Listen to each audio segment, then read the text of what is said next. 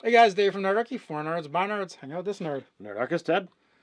And today we're going to talk about how to make your players hate you in Dungeons and Dragons in one easy step.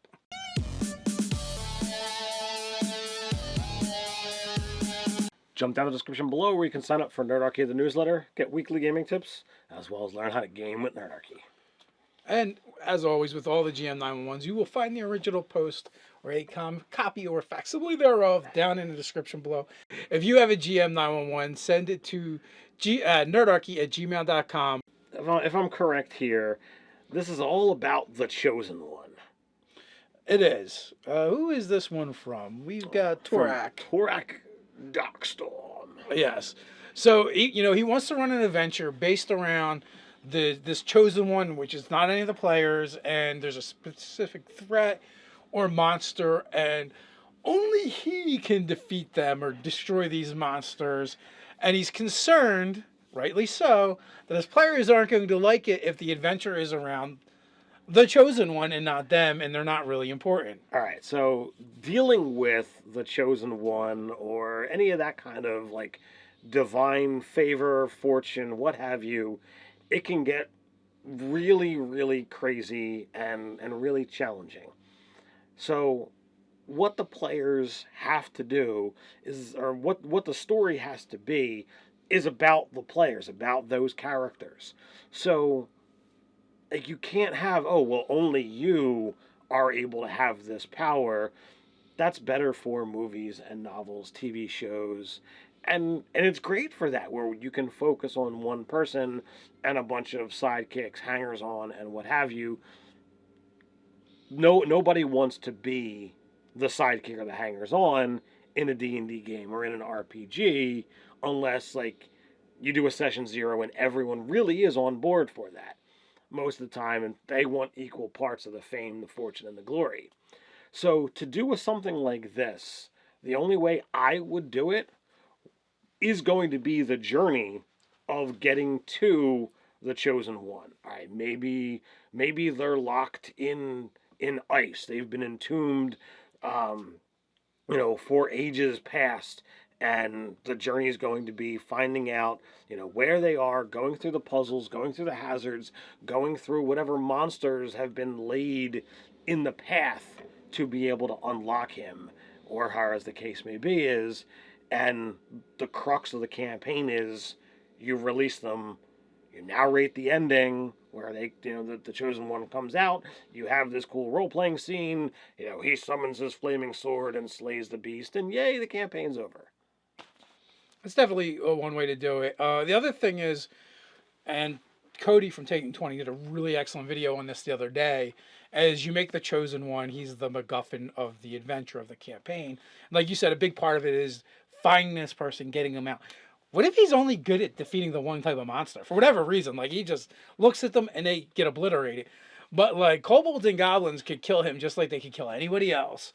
And, not only do you have to get him, but you have to keep them safe. Because they're really good at doing this thing, but that's all they're good at. That could be the whole part of it. Or maybe it's not just enough to get them and be like, all right, here you are, do your thing. He's like, no, I got to get to the Fortress of Solitude and do the thing over there, and then I get to blow them all up. Like, and then it becomes, well, they have to actually escort him and keep him safe, and he becomes an NPC, and he's a burden, and it becomes a problem. He gets stolen, they have to go get him, gets stolen again, got to go get him again.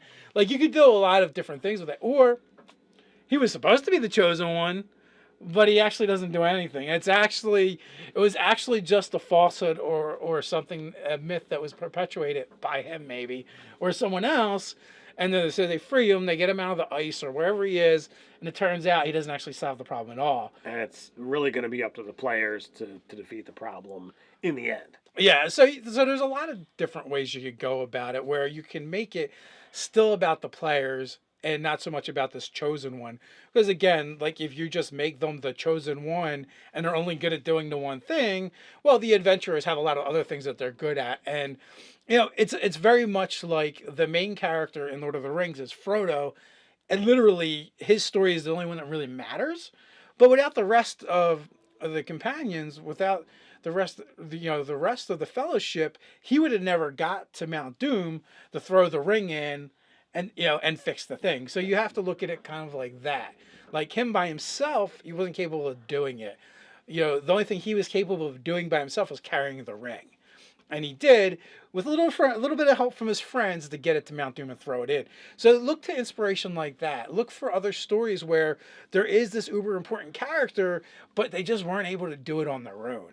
So you build your campaign, you build your adventures around that, and like you could make this person kind of like a foil where they're a pain in the ass to deal with, but they have to because he's the only one that knows how to destroy the Death Star. Without him, it's going to blow up, more planets or whatever your game is. So you just have to think a little bit out of the box and be like, if you make the one character, the one being that is invincible and can do everything, yeah, you're right. You're screwed. Your players are not going to have fun, and they might hate your guts, possibly. That's not a fun game for anyone. If they could have just stayed home, then why would they have bothered? You have to give them reasons to be there and make their decisions matter and make their characters important. Even if this person, this MacGuffin, is actually the thing that's going to save the day, but you have to make it so they're only going to save the day because the party, the adventurers, the heroes were able to come together and make sure he was able to do his job. What if he doesn't want to do it? What if he's like Shrek in like Shrek 10 or whatever the movie is, where he's like, nope, not doing, I'm going, or no, it's the prince. The prince is like, I don't want to be a prince. I'm not going to be a prince. And, our chosen one is like, oh, nope, I'm not worthy. I don't want to do it. I want to go, play pinochle or something. I didn't want to sell pets. I wanted to be a lumberjack. Whatever it is, it doesn't matter. He wants to do something else. You look at this, this negative connotations of this chosen one, and for the last, several minutes while you've been going with your story, the only thing that's ringing in my brain is Gilderoy Lockhart, this fake champion. It's like, I've done all of these great deeds, and none of them were really his. And like you could go with that whole fake chosen one that could be perpetuated by his own story or what have you. But here you've got this guy who doesn't have the abilities, or maybe he does have them and he's not really as good. So maybe it's through the player's actions that you're able to lift him up from this horrible place. But ultimately, the story has to be on what the players do, and they need to get the glory. They need to be the central focus, and not this chosen one. Because at the end of the day, as Dave says, if they could have just stayed home, let them stay home and go tell a different story. Exactly. There are so many ways to make this about your players and have this concept. It's not even funny. The only thing you can do to make this wrong is to make your players not matter. They get the chosen one. They get him out. Great. We're ready to do the thing. Nope. Sorry. Left my powers in my other pants. We have to go on an adventure now to get his other pants. He might even stay someplace safe while they do it. Like we can't risk the chosen one. We have to keep him, safe. So, so you guys go get him the thing so he can do it. And, maybe there's a series of things that they have to do in order to reawaken his powers.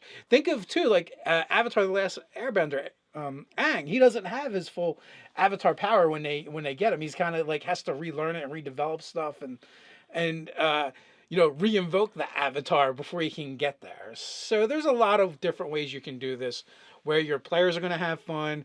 You can tell a fun story with them, and they're still going to matter. So, what do you guys think? How have you handled this in your game? Have you done something like this? Why don't you share those stories down below? While you're at it, don't forget to like, share, and subscribe. Like funny memes? We got plenty of them over on Facebook. So until next time, stay nerdy.